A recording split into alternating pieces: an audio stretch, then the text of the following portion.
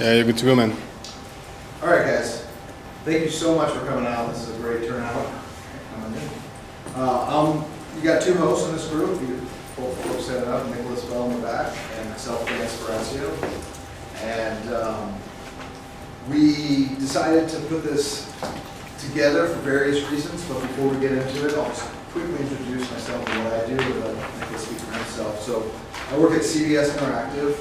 I've been there for about a year, and I was at Akamai for about 8 years before that, doing pretty much the same style of work, all video development, mainly focused on web solutions and streaming video, and at least for the last 5 years, I've really been focused in browser-based streaming and native streaming. And I do a lot of work in AVR, and kind of these over and over. I'll probably have a talk on adaptive bitrate algorithms and my work in there. I got a paper published last year on that, and I'll probably do a presentation on that at some point. But that's enough about me. I'll hand it over to my esteemed colleague here. Thanks, Dan. So hello everyone, I'm Nicholas. I'm working for AWS Elemental as a solutions architect for about 16 months. And I met Dan when I was working at Akamai before. We had a couple of good projects and a lot of fun there. So I'm mainly working on stuff related to packaging, low latency, watermarking, all that kind of projects that are required by our customers. And for the last 5 years, I've been dealing with the Paris Video Tech Group in France, where we hosted like 16 meetups around the times. And so I'm glad to be here with you tonight, and hopefully also next year, because I'm planning to be relocated here in Portland early next year. So we'll have plenty of occasions to share some experience and have some fun together and some beers also. Excellent. Thank you so much.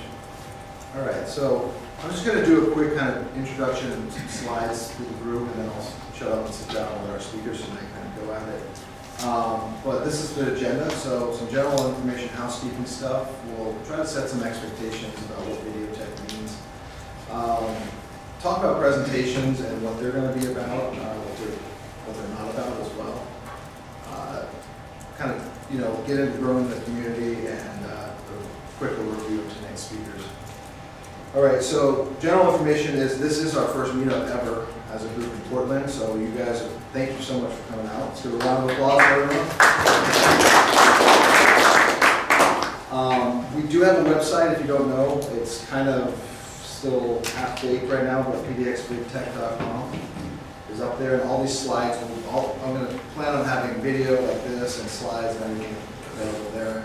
I was going to do it as an event site, but I figured meetups is the way to go with that. I'll just do it as an event follow-up site with kind of a synopsis and more blogs. So pdxbigtech@gmail.com, you can reach me at directly, and I'll forward it out to anyone in the core group that we're going to talk about tonight. Again, I mentioned meetup.com. So when is our next meetup? Well, the plan is February 7th, so we're going for the first Thursday of each month. If it's too rigorous, then maybe we'll go every other month. We'll see what kind of show of interest we get. And where will it be? So until tonight, I hadn't really secured a spot, but the next nice folks here, Mike and Shannon at Akamai, mixing thing, and Alchemy are willing to host us again, I believe. So we might have it here if we all agree this is a good spot. And finally, if you like beer, which drinks or not alcoholic, we're going to go out somewhere close by after the video just to kind of continue the talking and networking if you're interested. So just feel free to join. We're not sure what that is yet. There's a couple of places depending on how many people want to go. All right. So what does video tech encompass? I'm just going to read this off because I'm not here to do pretty slides and entertain quite yet. But I'm focused in HTML5 native video development and streaming and the broadcast industry. I worked at CDNs, talking about delivery storage stuff that Nicholas and I did a lot of work on. All this stuff is stuff I do. I even do AV capturing and editing. A little bit about myself is I'm a graduate of San Diego State University with a music degree in jazz guitar, and I started my whole career off by doing AV capturing, and mostly audio on one side, but then moved into video editing, got into video programming that way many years ago. So, and we're completely open to what we want to form this into. I want to learn about other sides of things that I don't do, and I'm sure other people want the same, vice versa. So just give me suggestions. We're open. We're an open group, and can help us form this and get it going.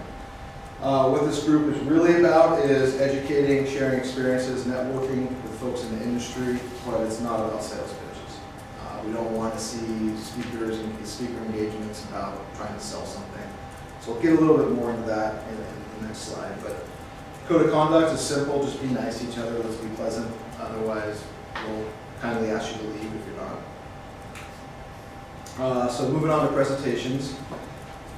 Talk selection is key here to keep these kind of going. We don't want it to always just be talks and someone lecturing. We want to encourage demos, live demos, lots of different things, even proofs of concepts and stuff. So back up to the talk selection. We do need presenters. We need people to, if this is going to be successful, we need people to come up with ideas that they're happy to talk about. They can be short. 30 minutes is kind of the max we're looking for. If they're 15 minutes, that's fine as well. We want to do it by selection committee, but that might be a little bit too much right now. We don't have any talks on the list, so there's nothing to select. So we'll get there hopefully. That's our goal. Again, technically, but not overly technical, under 30 minutes, with time for QA in that 30 minutes. Like Nicholas mentioned, we want to share experience, educate, and interact with each other, not do sales pitches.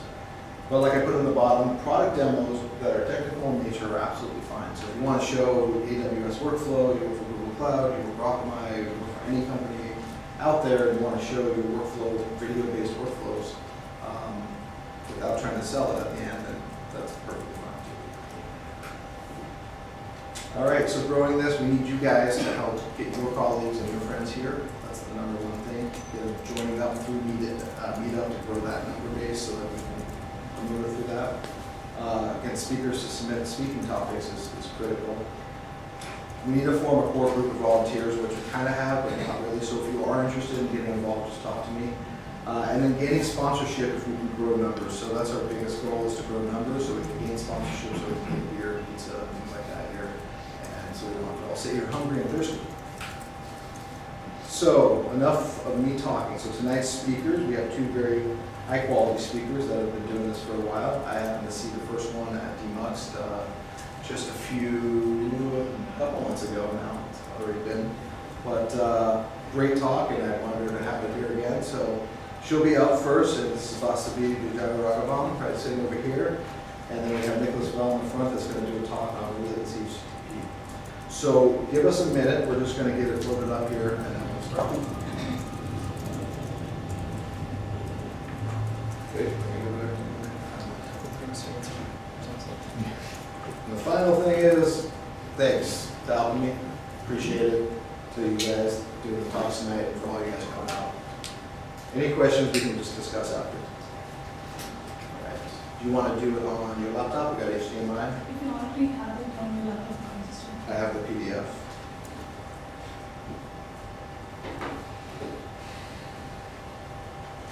Cool. Thank you. Hi, I'm Vasavee. I'm from Intel. I'm a solutions architect in the Visual Cloud division from India. I covered this content as a part of DMUX that happened in October. Some of this might be pretty high level because all of you are in the video industry, but if you want me to skip some part of the content, I can. Just a little bit of background. I work with Intel as a solutions architect in Visual Cloud, and I graduated as a master's graduate from UT Arlington in 2015.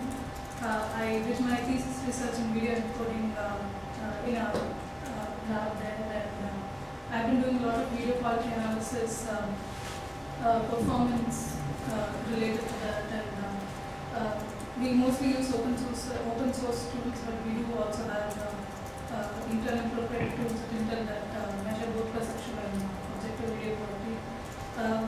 As a part of my day job, I not only work on the technical side, but I have to interact a lot with customers to understand what their requirements are.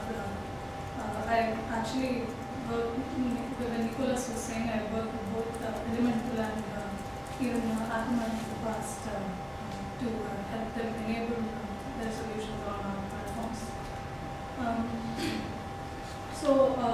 This content is mainly covering perceptual video quality and the importance of it. I go over what are all the most commonly used objective video quality metrics that we see most of the time that are fast and automatable, and then I go over to subjective, and in this transition I show why we have to actually look at subjective metrics, and then I make a recommended workflow based on what we see in the first couple of slides. I think it's commonly known why we need to actually measure video quality and why it's a very critical part of the media pipeline. Not just video transcoding, but it's integrated even for other use cases like media analytics, CDM workflows, etc. That providing a very good quality of experience to the end users is really important to actually retain them. We know Netflix is one such example where if we don't provide good quality of experience, we lose the number of subscribers that they have. Low latency is another very important aspect for any kind of live or video on demand.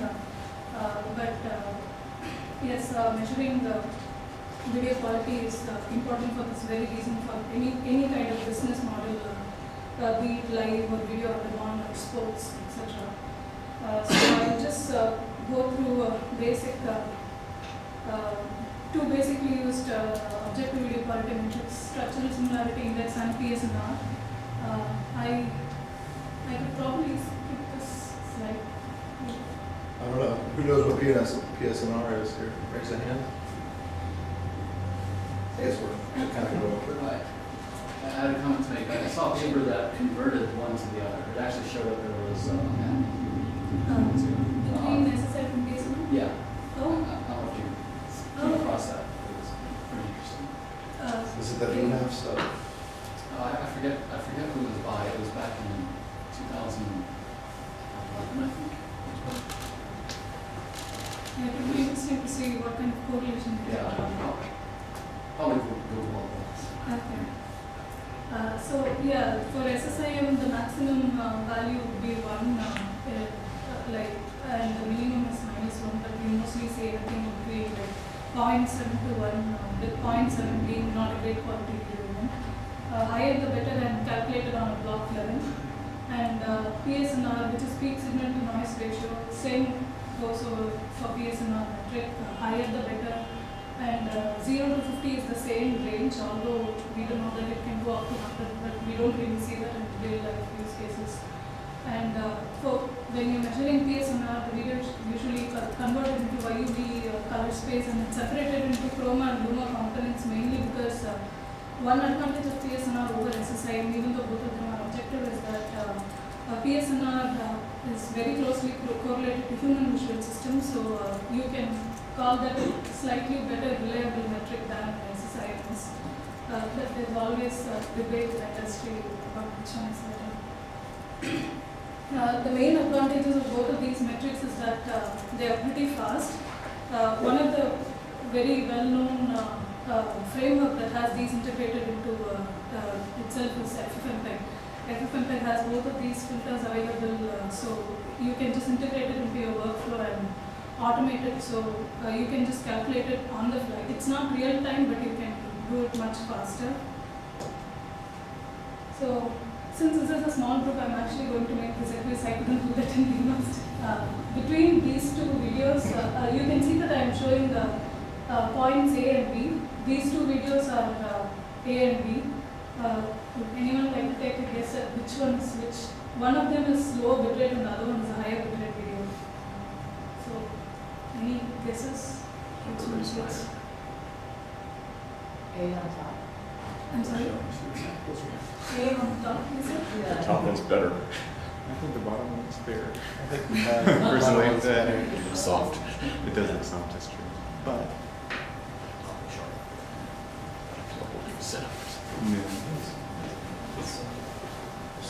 Top one's brighter in the reds on the right hand side, the blouse. Okay, so top one's better. Seems good. Can you turn off the lights a little easier? There's no crazy.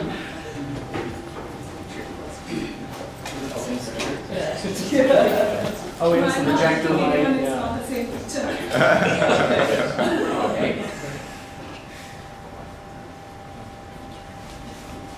I think Ben or hair looks sharp on the top. This video is nice. Oh. The bottom one is probably the higher picture. Bottom one is the high bitrate, is it? Yeah. You can even see. Ah.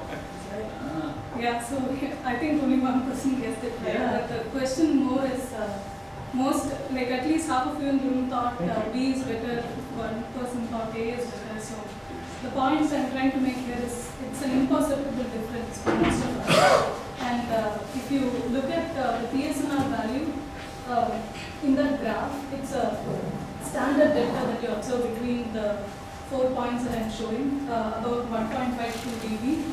So the delta is standard, but the amount of like perceptual difference is almost negligible. So why do we want to sacrifice 17 megabits per second for every video when the perceptual quality is so negligible? So that's the point I was trying to make there, that although they are faster, although you can automate them, you can almost not say the difference for the video. I wouldn't argue that every video that we try with this methodology is going to look like this, but it's at least not like entirely reliable that you spend that much network bandwidth. So visual inspection is the key. Even if you do measurement with objective video quality metrics, you have to actually look at the video to decide whether you want to spend that many bits on that video stream or not. Yeah, Can you go back to this thing? he is my colleague here. So, this is for 4K at 17 Mbps, you're seeing 1.5 dB, right? It's not at 17, it's a delta at 17. Okay, that's 17, right? Yeah, the delta is 17. What happens, you at A, you encode it at 4K, and then you at B point, did you try encoding at 1080p? No, What is we it are called? comparing same resolution. When we are doing video quality measurements, we compare the exact same Similarly, resolution. follow the encoder, encoding ladder, right? So, You are For asking high if I did the resolution- same comparison at 1080? yeah. I think I did. It was a part of our mass analysis. I took 4 different resolutions for all the video sequences we looked at. The difference in bitrate will not be the same because we don't need that many bits when we are looking at lower resolutions, but at that particular resolutions between 2 different points, there will be a significant difference. When you look at these 2 points, it will not be 17, but it will be corresponding to that resolution. 17 because it's 4K, but if it's 1080, it will be significant delta corresponding to 1080.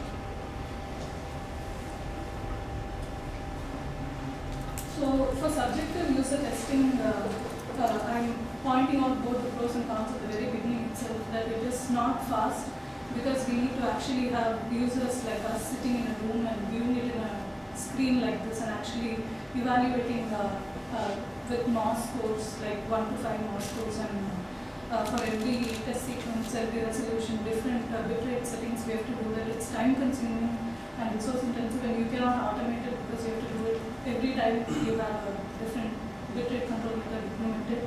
But the biggest advantage that we already saw is that it's evaluated by us, so it's highly correlated to the human vision system, and we saw that we are able to save a huge amount of bitrate because of that. I did not mention that before, but the encoder that I have used for all of this evaluation is Intel's own software encoder. It's open sourced and available for all of us to. It's a HEVC encoder.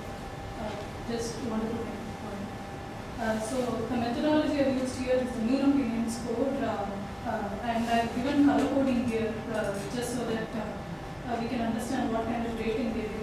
Anywhere above like 4.5 to 5 is imperceptible visual quality difference, and then 4 is good. You can observe some kind of an annoying artifacts, but it's not too annoying, and it keeps going down in terms of the artifacts that's observed in the video. This is all following ITUR BT500 recommendation that at least 16 minimum subjects were used, and then for each of the sequence we had an 8 to 10 second viewing period, and there was a blank given between one video to another so that there isn't a bias there.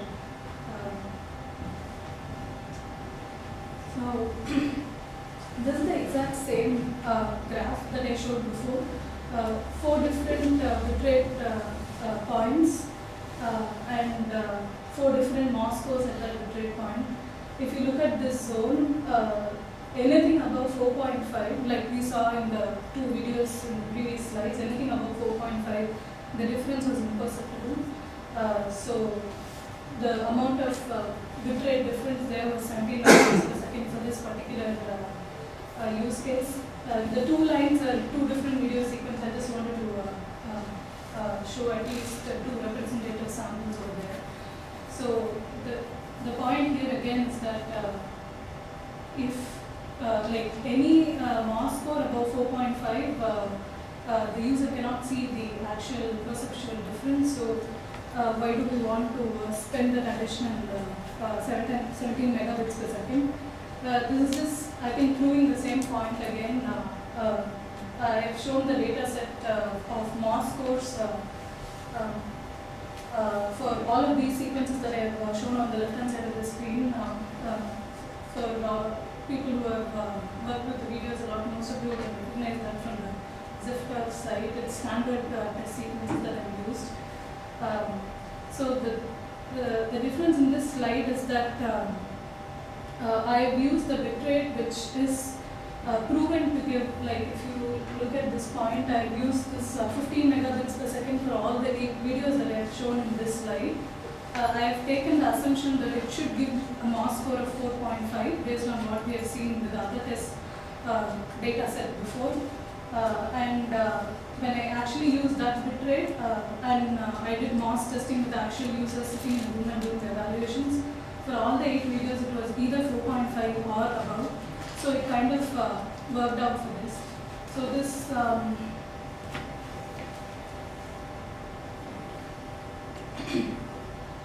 so this takes to the recommended workflow that I'm actually concluding with. So take a video of any particular content type, categorize all of your videos into different content types, like complex ones, or ones where there are only 2 people talking about interviews, ones with a lot of motion, or whichever content types are the ones that you commonly encounter. So for that particular types of content, do this kind of an analysis where you see that when you go above a particular bitrate for those types of content, it doesn't make sense. So find out that bitrate and only use that bitrate with the assumption that if for any other content that fall under specific content types, you're not going to see the MOS score fall below your particular targeted value.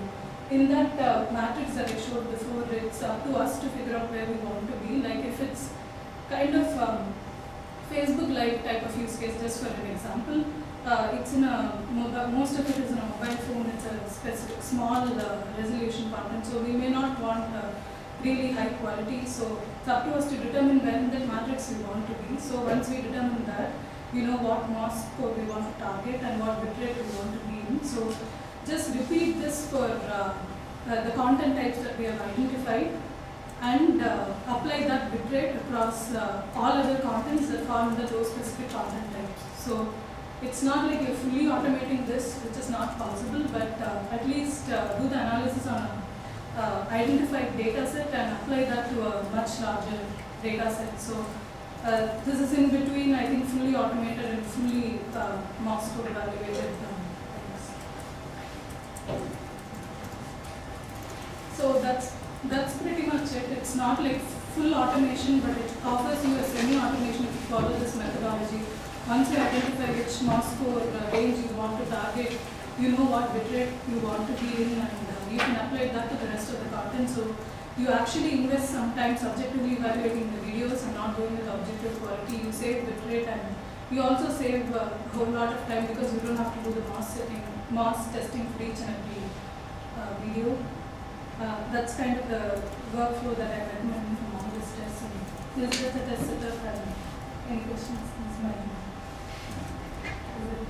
So, have you guys considered trying to do like a machine learning kind of thing to try to analyze the videos and take out that so you could then fully automate it and not actually have to subject it to viewers, like get enough of that viewer data, pass it to the machine so that then the computer, you know, as they magically do after enough machine learning, can tell what video is what?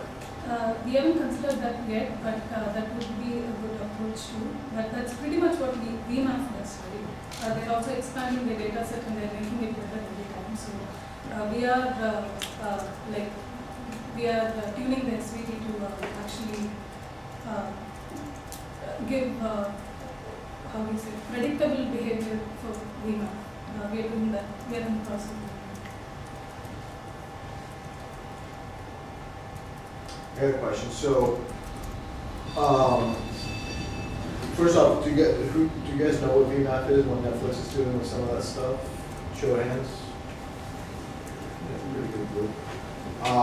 You know, so bitrate ladders. You know, I think it's more of a comment than a question, but the most important part was the perception of bitrate when you switch to, and also the cost of switching a bitrate during midstream in the sense of quality of experience for a user. And there's a thing called oscillation and switching back and forth because of bad decisioning and incorrect bitrate ladders. But are you aware that most, also you mentioned something about like small players, small size resolutions and wasting bits on that. I just want to, you know, most players are now pretty intelligent in the way that they're not going to ever switch above a bitrate that doesn't match the resolution of the screen. And take cost savings, stuff like that, because for years we just let people do that and they would just spend lots of money on pulling bits from their CDN and stuff, and so that's been kind of another approach. Any other questions? The tool you're using to get the MOS value, is that being used on still frames? What's that? To get a MOS value of a particular frame of video, you're running that on just, you know, a single frame of video, is that right? No.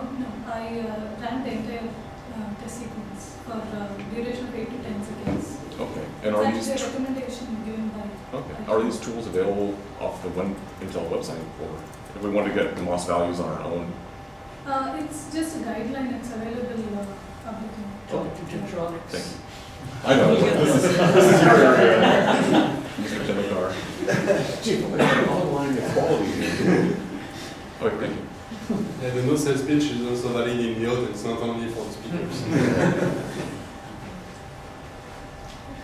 Thank you.